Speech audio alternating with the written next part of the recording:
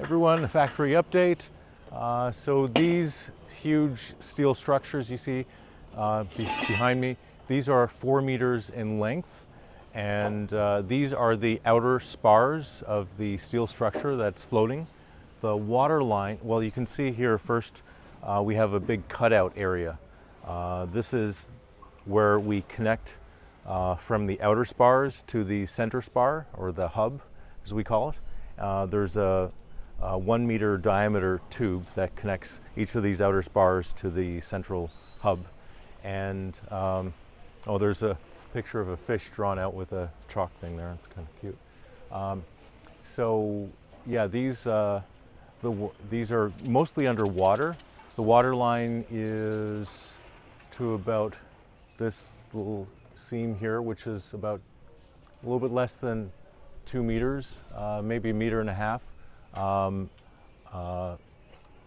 from the water line. So above that line there is where the water line is, and then everything above that is exposed to the air, and then everything below is all underwater. So they just finished making these. We had the discs, steel discs that were welded here just recently. Okay, so we just finished doing the welding on these.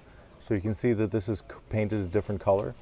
This is steel that has not been treated, so it has that rust color. So it has been, first we sandblast it, and then we put a protective coating on it so it does not rust. And then we connected the disc to the steel pipe, and then we did the welding on the outside. There's several beads of welding on the outside as well as on the inside.